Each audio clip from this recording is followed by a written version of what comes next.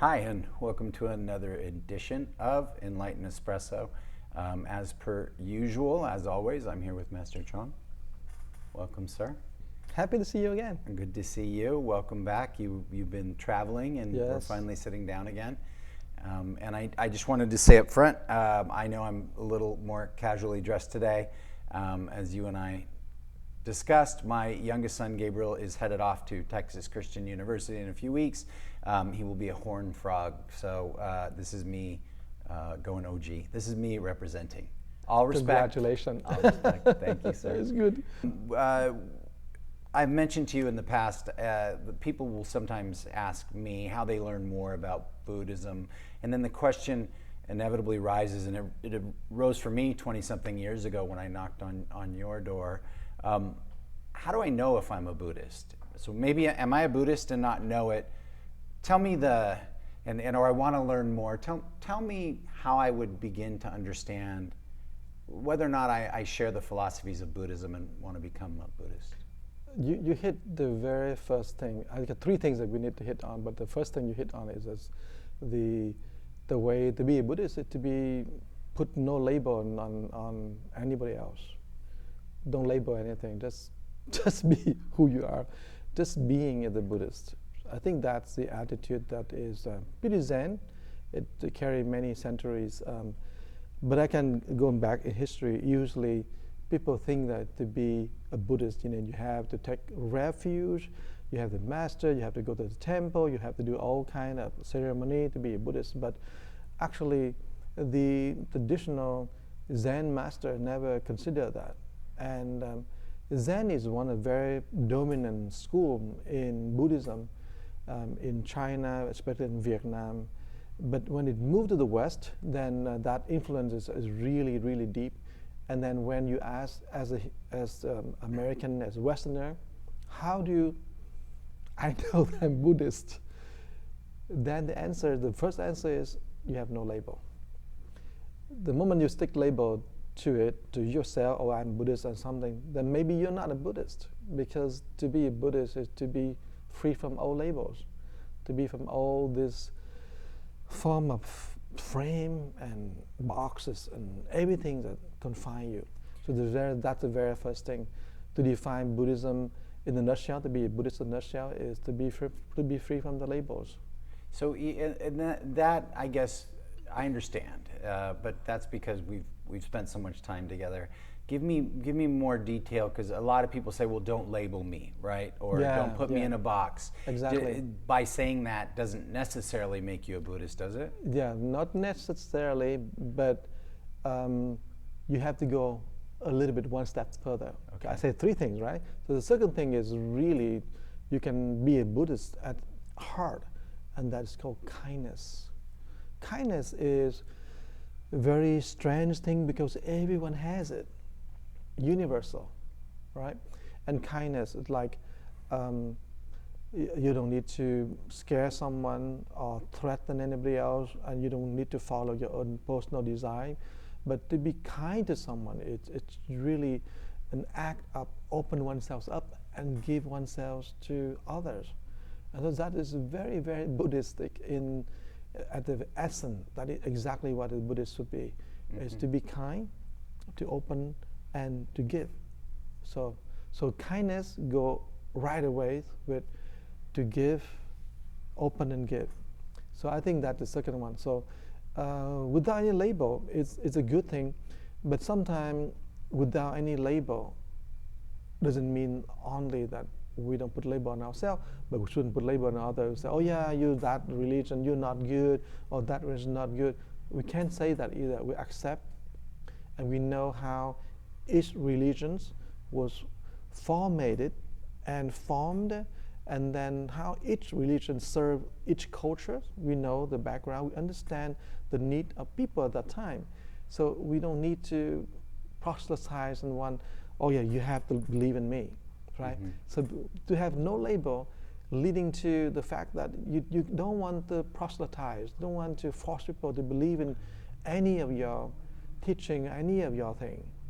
So but when you don't take any teaching, you don't force people to believe in your dogmas, Then the next question is, are you going to be kind? Because sometimes we can be non-dogmatic, but not be very kind. So that's not Buddhist. So we remove labels. We remove talked labels. about that sort of as the first step. Right. The second would be ask yourself kindness. Kindness. And you see that happen to many, many people. I mean, all people have the kindness, and they need to be activated. They need to have the life condition somewhere so they can show their kindness. Mm-hmm. So it's not something that you need to learn. You need to manifest it. And that's what is the very, I think, the Buddhistic view is everything is within you already. Like the Buddha nature or the true nature is within you, and they have no label. You have to activate it, you have to bring it out. So that's the first thing. The second thing is how you deal with people, and to deal with people is pretty much how to deal with yourself. You cannot be kind to people if you don't know how to be kind to yourself. Mm-hmm. And so talk to me about, you talked about the Buddha nature. Mm-hmm. Can you quickly define that and then give me some context into that, being kind to yourself and how that's the Buddha nature? I cannot answer your question, but can I tell you a story? Sure. Because as a few hundred years ago, the student go to see the master, and he asked exactly your question. He asked, "Master, explain to me, what is the Buddha nature?" The master held a cup, poured some tea over, and said, "Can you drink?" So the student I'm drinking. Yeah. drink the tea, and "Master, answer me." Said, "Well, I already answered," meaning it's not something that we can intellectualize and understand. You taste it, you experience it, and the experience of you is so direct, you feel right away, oh yeah, the tea is warm and it's very nice, it's cool in myself. Same. The Buddha nature is like air. We have experience every day. It's not something new, it's no label. We see, so anytime you meditate, anytime you do something and you don't put any label, you don't put any frame around you, you don't put any box, you just sit and breathe a little bit and forget about the counting your breath or try to get anywhere. Just breathe a few breaths and recognize that I'm free. That's it, no label. But the moment you say, oh, I am free, then the I is still there. So that's the problem. That's why you need to be trained in a way that you come to the point where you don't get stuck in the labeling mechanism. Okay. So you stay away from labels and you just stay in the moment and enjoy the environment around you? Well, to say enjoy, stop, not the right word, but the concept is there, and that is, we have this strong, like kindness. You see, you don't act kindness when there's no situation coming out and require your kindness. Same thing, kindness always there, but it needs activation. Your no labeling will be there. For example, if someone was out there having an accident, last time you told me, oh yeah, he got the tire flat, and you come out and you doing it. You don't ask who you are. You don't ask for any profit. You don't ask for what return. That's the Buddha natures. The act of kindness is the undefinable. Undefinable. But I'm talking about your Buddha natures coming out in the form of losing your identity of the ego, the self. Mm-hmm. Seeking for profit, seeking for doing something for you. None. You see, many mothers, they love the children and they hold the children, and in the evening maybe they don't even have enough sleep, just take care of the crying baby. That's the Buddha nature coming out. No label, right? Nothing. It's just purely an act of moving this consciousness and manifest and open. So it's a state of openness. And if I'm hearing you, the moment we try to define it too much, we've lost it. Yes. Okay. Yes. Now, so that we have first the non-labeling, and the second one is about the kindness, the moving out from you. But the third one is tough. The third one is called forgiveness. Because forgiveness means someone did something to you, right? And did you ever feel so hard to suppress the thought of retaliation, get even, revenge. You think Yes. that thoughts? Yeah. And you see how now in modern time, movie always had this very big theme on revenge. Right.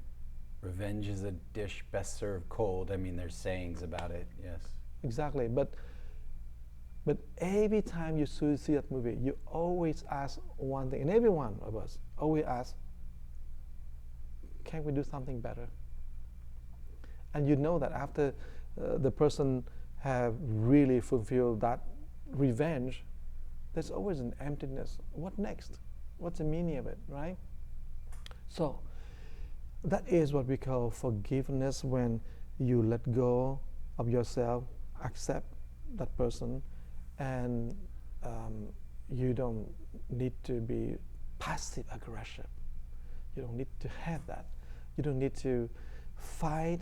You don't need to do anything. But the way that you accept that person as he is, as she is, accept that person. And the acceptance is very interesting, because at first it's very easy. You don't hurt me. You don't say anything hurting. I accept you easily.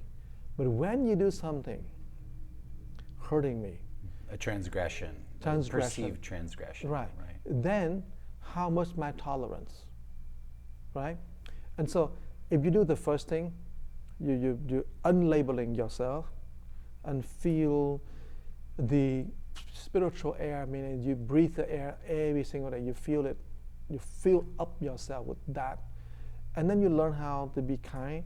And then the next thing is very natural, is the forgiving. And I think I came to this country 42 years ago,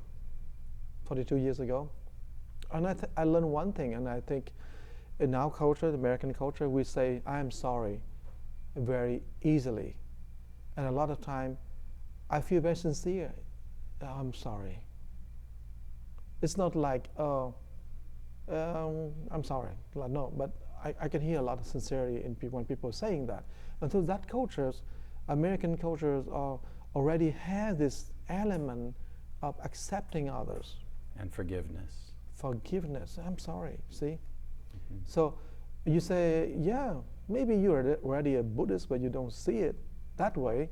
So maybe you are very kind, but you don't see it that way.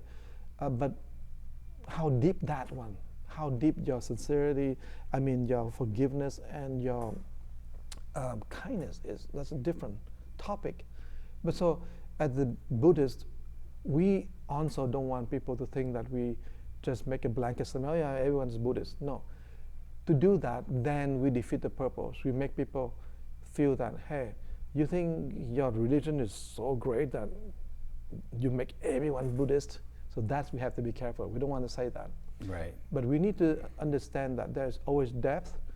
And the first step is, don't label. Second step, accept yourself, accept the kindness, and then manifest that kindness. And the third one, accept other and understand people. And because understanding people is very difficult, need us to listen, and sometimes we can't listen to the deep emotion people have or the motivation. And so it requires so much of embracing and accepting. It's non-verbal thing. Well, there's a lot to unpack there, including strategies to uncover those, right? Those gifts, those jewels, and know more about Buddhism and the teachings and the history. We'll cover more of those through both meditation and I'll want some in the future to get some specific strategies. But can I say something before we end? Sir. And that is, these three things, being kind and forgive and just don't label, is already within our consciousness. It's already there. It's not something new. So the path to be Buddhist is the path to recognize our nature. That's it. All right. Well, thank you once again, Master, and join us again for another edition of Enlightened Espresso. Thank you very much.